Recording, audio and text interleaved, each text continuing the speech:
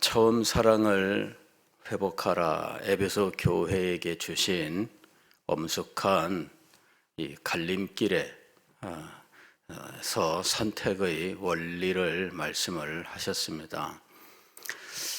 에베소 교회는 과거 현재 그 모습이 예수님의 말씀을 통해서 선명하게 드러났는데, 과거에는 뜨거운 믿음을 가지고 진리를 파수하며 또 갖은 환난과 고통을 다 이겨내고 또 헌신과 희생을 힘썼던 교회였습니다.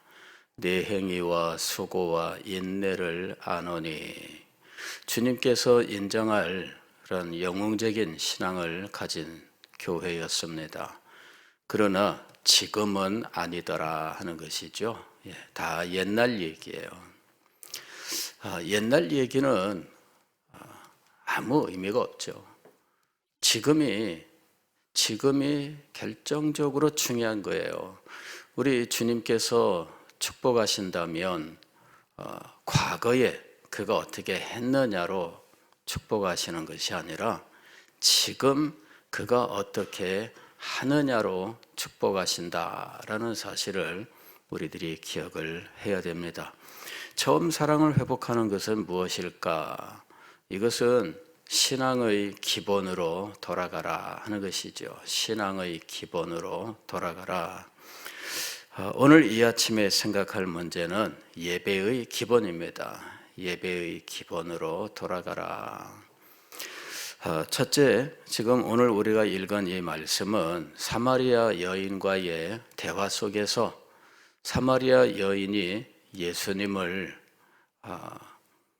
하나님이 보내신 분이다라고 인정하게 되면서 예수님에게 진지한 질문을 던졌는데, 이제 그에 대한 대답으로 이 말씀이 나왔습니다. 사마리아 여인이 제시했던 것은 유대인과 사마리아 사람들 사이에 있는 예배 처소에 대한 논쟁이죠. 예배 처소에 대해서 유대인들은 예루살렘에 예배 성소가 있다. 사마리아인들은 아니다. 바로 여기 이 세겜 땅에 있다. 이렇게 서로 자기 입장에 따른 주장이 있었던 거예요. 사마리아 여인은 왜 한 하나님을 섬기는데 이런 문제들이 있는가? 그래서 물어본 겁니다. 하나님의 진짜 뜻은 무엇인가? 하고 물어본 겁니다. 하나님의 진짜 뜻은 무엇인가? 오늘 우리들이 예배의 기본으로 돌아갈 때 바로 여기서부터 출발을 해야 됩니다. 예배는 인간의 입장에 따라서 이렇게 저렇게도 말할 수 있는 부분이 아닙니다. 예배는 자기의 생각에 따라서 이렇게 저렇게 자기 원리에 따르는 문제가 아닙니다. 우리가 예배에 대하여 가져야 되는 가장 기본적인 자세는 예배는 인간적인 문제가 아니다라는 것입니다. 예배는 인간의 입장이나 인간의 처지에 따르지 않습니다. 예배는 인간이 가지고 있는 자기의 생각에 따르지 않습니다. 자신의 유분리를 따르지 않는 것이죠.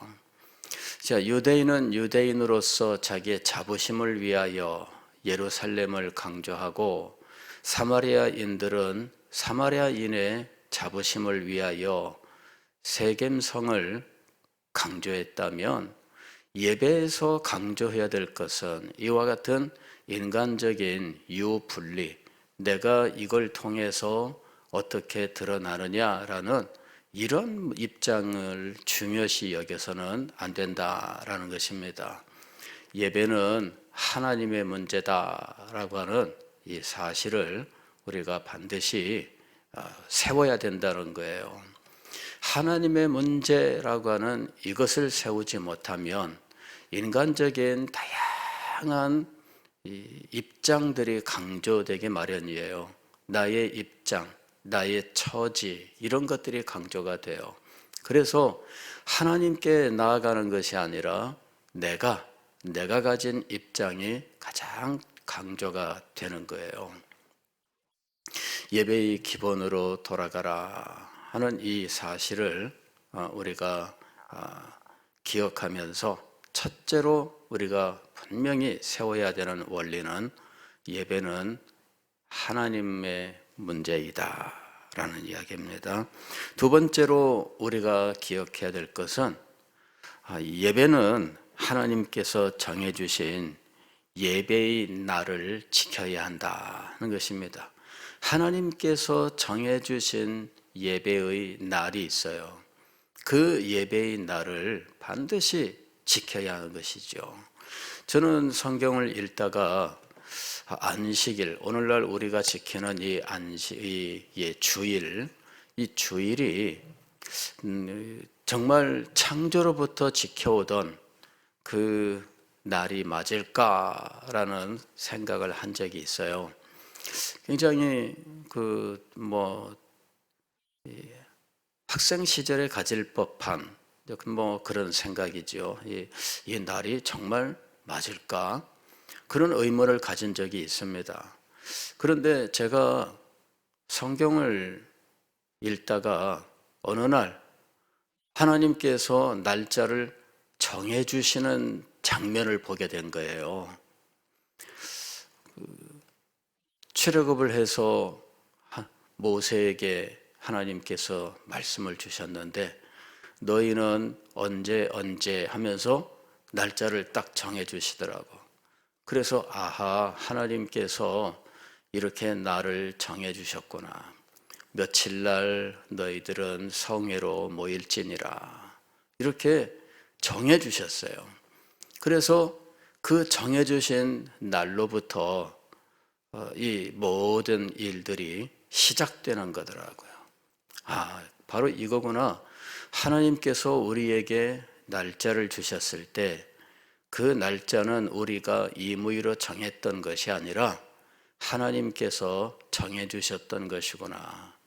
하나님께서 딱 정해서 어느 날을 이 달력의 시점으로, 기점으로 제시를 해 주셨고 그 날짜로부터 계산해서 하나님 앞에 성회로 모이게 되었던 거예요. 그래서 제가 가졌던 의문을 해결한 거죠. 예배의 날은 하나님께서 정해주셨구나. 그 기점을 이스라엘 백성들에게 확실하게 정해주시고 그 날을 1월 1일로 할지니라 이렇게 아예 딱 정해주셨어요. 그리고 그 날부터 시작하는 거예요. 그리고 그 날부터 시작해서 안식일이 정해지고 그 날부터 계산을 해서 1월달, 2월달, 3월달, 4월달, 5월달 이 달이 정해지고 그리고 그때로부터 기점을 삼아서 바로 모든 절기들이 정해졌던 거예요. 그리고 그런 절기들을 주님께서는 아주 소중하게 여기시고 성회로 모일지니라 이렇게 말씀하신 거예요. 성회라고 하는 것은 모임입니다. 모임인데 거룩한 모임입니다. 이 모임이 하나님의 백성들의 정체성이에요. 모이지 않으면은 하나님의 백성들이 아닙니다. 이 모임이 하나님의 백성들의 정체성이에요. 교회라고 하면은 교회는 바로 모임이에요. 모임. 우리가 한문으로 쓰면은 이 회라고 하는 이 글자가 모일 회자입니다. 그래서 교회는 모임입니다. 모임이 교회의 기본이에요. 모이지 않으면 교회가 아니에요. 교회는 모임입니다. 교회라는 이 용어는 거슬러 올라가면 이 헬라어 원어로는 에클레시아입니다. 에클레시아는 무엇이냐? 모임입니다. 에클레시아 자체가 모임이에요. 그래서 교회를 말할 때 항상 모임 그러는데 이 모임은 바로 교회를 말하는 거죠. 그리고 이 모임의 목적은 무엇이냐 하면은 예배입니다. 성회로 모여라 그럴 때 거룩한 모임으로 모여라. 이 거룩한 모임을 거룩하게 만드는 것은 예배라는 것이죠.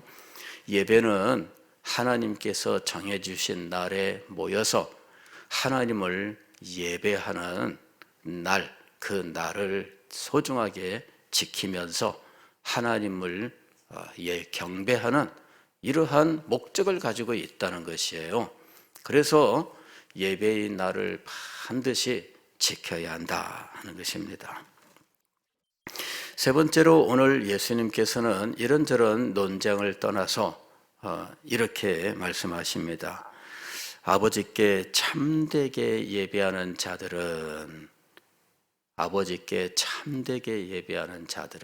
즉 하나님 앞에 예배할 때 참되게 예배하는 것과 거짓되게 예배하는 것이 있다라는 것입니다. 참되게 예배하는 것. 그래서 우리는 진실된 예배, 참된 예배를 찾는 거예요. 그냥 예배라고 하는 형식, 그래서 예배 드렸다 이렇게 하는 그런 것이 아니라 정말 참된 예배, 이것을 드릴 수 있어야 된다는 거예요. 내가 논리적으로 맞춰놓은 이러한 어떤 나의 나름대로의 논리, 근거에 따르는 것이 아니라 이 예배의 참됨을 추구해야 된다는 거죠. 그럴 때에 이 예배의 참됨은 그 기준이 누구에게 있느냐 하는 겁니다. 하나님에게 있습니다. 우리 개혁주의 신학에서 예배의 원리는 바로 여기서 달라요. 우리의 예배의 원리는 하나님께서 정해주신 원리에 따라서입니다. 그러나 이 개혁주의 신학이 성립되기 전에 있던 예배의 입장은 성경이 금하지 않는다면 무엇이든 이런 입장입니다. 성경이 금하지 않는다면 무엇이든 그냥 행할 수 있는 것처럼 된 겁니다. 그러면은 성경이 각 문화에 따라서 구체적으로 지정하지 않는 혹은 시대의 한계에 따라서 말하지 않는 부분들이 있는데 그런 부분들에 대하여 어떻게 할 것이냐, 이제 이런 복잡한 문제들이 등장하게 됩니다. 그러면서 이런 문제들에 있어서 우리가 어떤 원리를 가지고 문화와 시대의 변천에 따르는 각종 이런 상황 변화들에 따라서 어떻게 하나님께 예배할 수 있느냐라는 문제가 등장하는 거예요. 바로 그 문제에 대한 답은 성경이 정하는 대로입니다. 성경이 지금 시대를 말씀하고 있지 않는데 어떻게 성경이 정하는 대로냐? 성경에서 정한 원리가 있습니다. 그 원리에 따라서라고 하는 겁니다. 자, 우리가 예배로 모일 때에 오늘 여기 말씀을 보면은 영과 진리로 예배할 때가 온다라고 말씀하시면서 바로 지금부터 영과 진리로 예배하는 때가 왔다라는 이야기입니다. 그래서 참된 예배의 원칙은 영과 진리죠. 자, 영과 진리는 무엇인가? 첫 번째로는 성령의 예배입니다. 여기서 영은 성령인데 이 성령의 예배는 무엇을 가리키느냐 하면은 하나님의 임재의 영광을 말하는 겁니다. 하나님의 임재의 영광.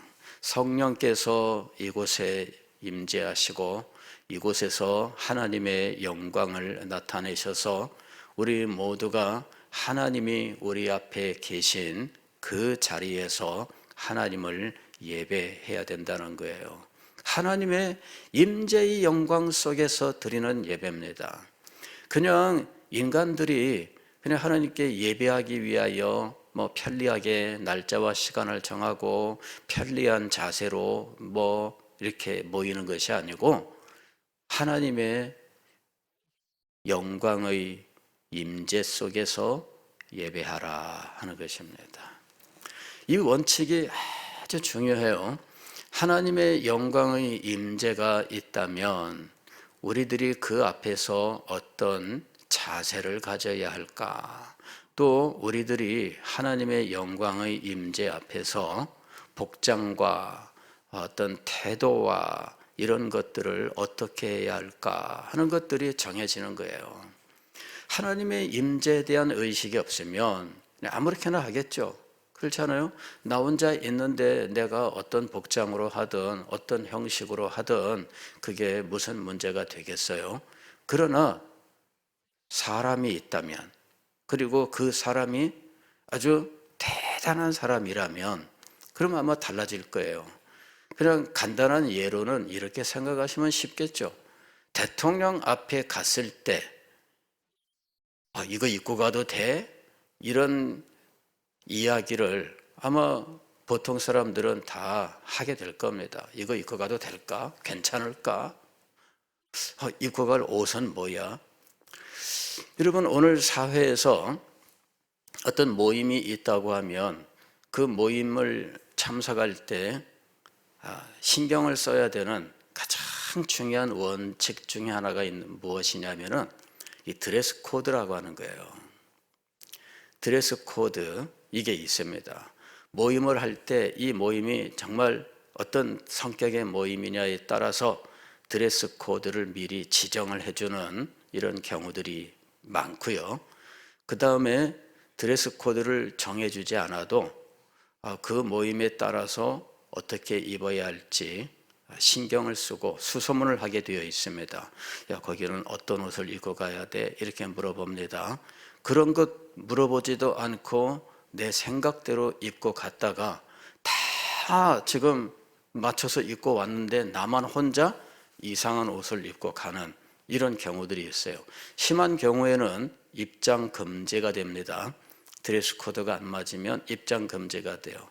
외국 여행을 하는 사람들이 자기는 평소에 어떤 옷을 입든 이 옷을 몇 가지를 준비해 가는데 장소에 따라서 옷을 거기에 무슨 옷을 입고 가야 돼? 이리 해가지고 갈아입습니다. 급하게 화장실 같은 데 들어가서 막 갈아입고 나옵니다. 왜 그러느냐? 드레스 코드 때문이에요. 거기는 입장이 안 돼. 아예 처음부터.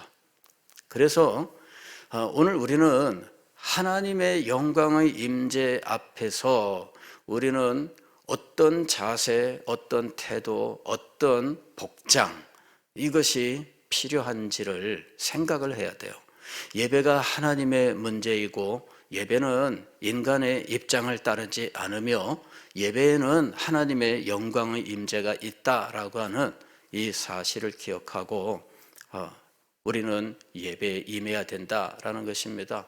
어떤 사람들은 옷을 아무렇게나 입고 옵니다. 그렇지 않아요. 드레스 코드가 있어요. 그 다음에 전통적으로 교회가 지도하는 드레스 코드가 있습니다. 교회에서 보면은 장로님들이 주일날 잠바 입고 교회에 온다. 그렇지 않죠. 장로님들 교회 올 때 양복 입고 오잖아요. 근데 어느 날 안수 집사님이 이 복장 파괴를 시작을 한 거예요. 그 장로님들이 수근수근 했습니다. 복장이. 근데 이분은 떳떳해요. 왜 편한 복장 입고 오면 뭐 문제가 됩니까? 근데 교회에서 우리들이 가지고 있는 드레스 코드가 있어요. 이건 뭐 하나님께서 정한 겁니까? 근데 아니, 하나님 앞에 예배를 드리기 위해서 교회가 지도했던 것이 있어요. 물론 그런 부분들이 가령 어떤 경우는 이 유대인들의 사회에서 조상들의 전통이라고 부르는 부분입니다. 이 조상들의 유전, 전통이라고 부르는 부분이 있는데 이 부분들은 이 하나님께 율법을 제대로 지키기 위하여 정해진 조상들이 지켜왔었던 그리고 가르쳐 왔었던 것들입니다. 그런데 그것이 하나님을 섬기는데 방해가 되는 것이었어요. 그래서 이제 우리 주님께서는 전통을 따르지 말고 정신을 따라가라 그랬던 거예요. 그런데 예배의 정신을 따라서 복장을 단정하게 하고 섬기는 자로서 주일날 복장을 이렇게 정장으로 해서 이 모든 성도들에게 예배의 어떤 그 모범을 보이는 이런 것은 이거는 당연히 우리들이 가져야 되는 자세예요. 그래서 이 드레스 코드가 있다 하는 겁니다. 그 다음에 이제 또 어떤 분들은 뭐 추리닝 비슷한 옷을 입고 오고, 뭐 어디 갈 거니까 이러면서 등산복을 입고 오고, 뭐 이러는 일들이 있어요. 그런데 가장 보수적인 입장을 가져야 되는 곳이 어디냐면 예배예요, 예배. 그래서 난 예배 끝나고 바로 이 등산 가기로 했어. 이러면서 등산복을 입고 오는 이런 사람들이 많이 있어요. 물론 뭐 우리 교회는 그렇지 않습니다만은, 그러나 이제 이런 것 하나라도 예배가 하나님의 영광의 임재라면 달리 생각해야 된다는 거죠. 갈아입어야지, 그죠? 예, 입고 와서 차에다가, 요새 차들 가지고 다니잖아요. 준비하고 있다가 예배 드리고 그 다음에 복장을 갈아입어야죠. 물론 예배 끝나고 등산 가는 이 문제는 이거는 올바른 자세는 아닙니다. 성회를 지키는 바른 자세는 그날을 온전히 해요. 그날을 온전히. 이게 성회 지키는 성경적 원리입니다. 그날을 온전히 하나님 앞에서, 즉 그 날을 토막내서 나의 입장을 따라, 내 어떤 의도를 따라 그날을 내가 임의로 사용하는 것이 아니라, 기본적으로는 예배의 날은 하나님께서 정하신 대로 하나님 앞에서 그날을 온전히입니다. 그날을 온전히. 자, 이 예배의 이 영광을 우리가 분명히 기억을 해야 돼요. 하나님의 임재의 영광이 있습니다. 그때의 자세는 인간의 예를 들면 대통령 앞에 나아갈 때 복장을 신경 쓰듯 이거 입고 가도 돼? 라고 물어보듯 하나님 앞에 나아갈 때도 그렇게 복장에 대하여 신경을 써라 하는 것입니다. 대통령 앞에 가가지고 다리 꼬고 앉아서 얘기하는 사람이 있을까? 물론 뭐 있더라고요. 똑같은 대통령일 때. 그죠? 예, 똑같은 대통령일 때. 미국 대통령이 다리 꼬니까 한국 대통령도 다리 꼬더라고. 예. 근데 그 이외에는 그렇게 안 해요. 물론 외국 사람들은 그냥 이런 상하관념, 그런 어떤 명령에 따르는 것은 것과 그 사람 앞에서 뭐 이런 다리 꼬는 것과 이런 것들은 별개로 생각하는 것이 있기는 해요. 예. 그러나 이제 우리는 외국 사람이 아니에요. 외국 생활을 하고 온 사람들이 있습니다. 그래서 한국에 돌아와서 외국처럼 행동하는 사람들도 있습니다. 그런데 한번 보세요. 정말 외국도 제대로 예배드리는 곳에 가면 이 사람들이 우리가 따라갈 수 없는 아주 엄숙한 드레스 코드와 태도들을 가지고 있다는 거예요. 심지어 예배 여성들은 다 모자를 쓰고 와라. 이래서 모자를 쓰고 오고 이러는, 그게 정장에 따르는 그 패션 그 세트입니다, 이것이. 그래서 그냥 오는 게 아니에요. 정장을 입었다 하면은 여성들은 모자까지 쓰는 것이 이게 패션입니다. 이게 한 세트예요. 그 중에 하나 빼면은 양복 입었는데 넥타이 안 맨 것과 똑같은 거죠. 예, 그래서 이러한 그 복장과 태도들을 생각하셔야 된다 하는 것입니다. 네 번째로 진리로 드리는 예배인데, 이것은 진리의 영광을 소망하라 하는 것입니다. 진리의 영광입니다. 하나님의 임재의 영광과 진리의 영광이 나타나는 것이, 이것이 참 예배다라고 이야기한 거죠. 진리의 영광을 소망하면서 우리는 하나님의 말씀에 집중해야 돼요. 즉 우리는 어느 자리에 가서 이 경청한다라는 이러한 말을 우리가 쓰잖아요. 대통령이 이야기하고 있는데 경청한다 이렇게 얘기하잖아요. 그게 바로 이런 겁니다. 이건 그냥 인간적 예를 든 거예요. 하나님은 대통령보다 높은 분입니다. 국가조찬 기도회에서 이 예배를 인도하던 목사님이 하나님 앞에 무릎 꿇고 한번 기도합시다 그랬어요. 그 자리에 있던 사람들이 다 의자에 앉아 있다가 무릎을 꿇었습니다. 그 자리에 대통령이 참석했습니다. 무릎을 꿇어야 할까요? 말아야 할까요? 근데 이 대통령이 무릎을 꿇었습니다.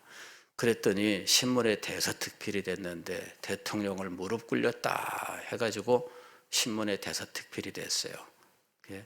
이게 여러 해 전에 우리나라에서 있었던 일입니다. 이래가지고 무례하다, 또 종교 행사라지만 너무 과하다, 뭐 이제 이런 식의 공격들이 있었어요. 자, 대통령은 하나님 앞에 무릎 꿇으면 안 되는가? 국가의 상징적 존재인데, 대표인데 그렇지 않죠. 오늘 우리가 하나님이 우리 가운데 임재하셨고 하나님께서 말씀하신다면 우리는 어떤 자세를 가져야 하는가? 하나님의 말씀을 경청해야 된다 하는 것입니다. 예배에서 우리가 왜 이런저런 입장들을 고려하지 않는가?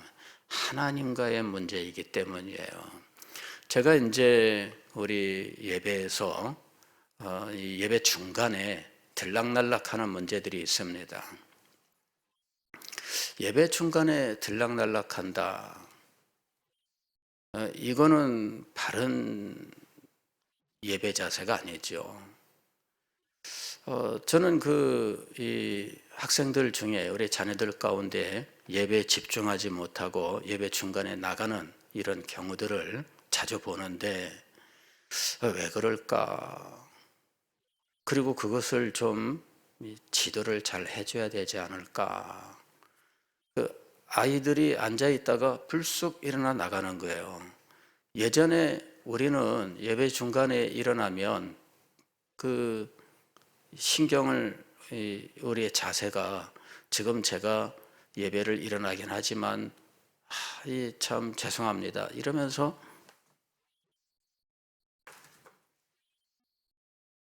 요새 그런 사람들이 거의 없더라고. 요새는 이게 아니에요. 벌떡 일어나요. 그 사람들이 예배 집중하다가 깜짝 놀라 이렇게 보는 거죠. 그러면 당당하게 탁 나가더라고. 그래서 그건 좀 지도해 주세요. 예배 선생님들 뭘 지도하고 있는 거예요? 목사님들은 뭘 지도하고 있는 거예요? 예배 여기 앞에 앉아 있다가도 팍 일어나는데 무슨 두더지 게임이에요? 펄떡펄떡 일어나게? 조심해야죠.